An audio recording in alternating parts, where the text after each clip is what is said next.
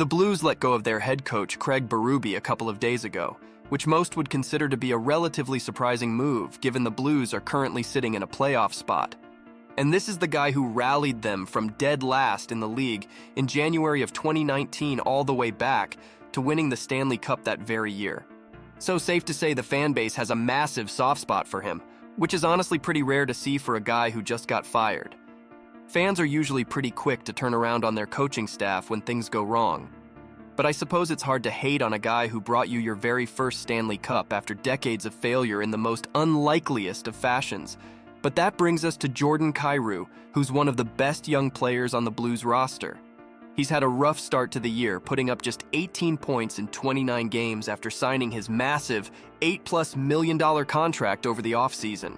He's one of those guys who is immensely talented offensively and can win you games on any given night, but also someone who's not doing much else if he isn't on the score sheet.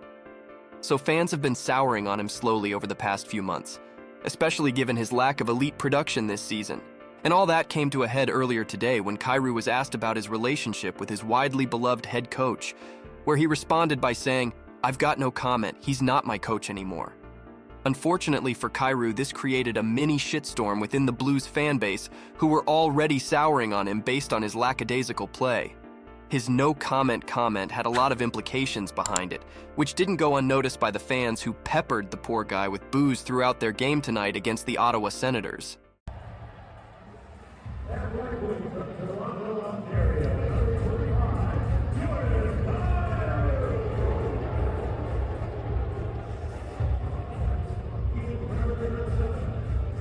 The Blues actually played fairly well tonight in their first game after Berube got fired.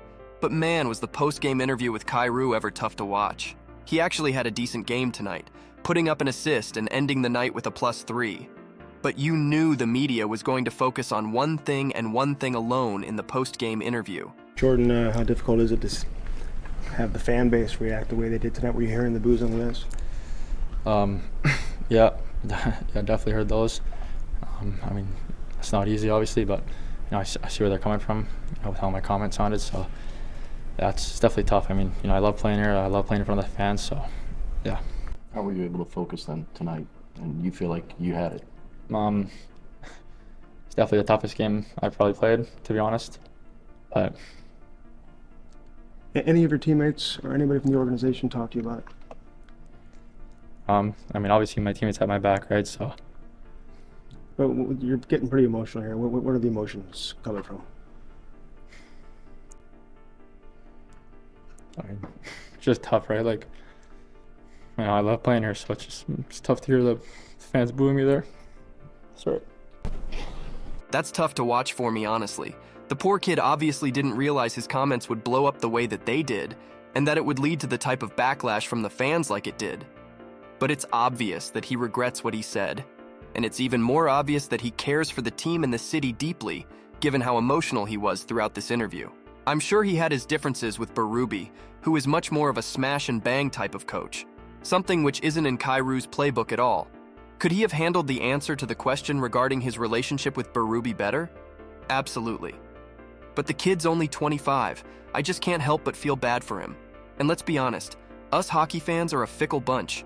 A few good games, effort and production-wise from him would probably turn a majority of the fan base back in his favor. So here's hoping that he's able to do that. I hope you enjoyed this video. Thanks for watching.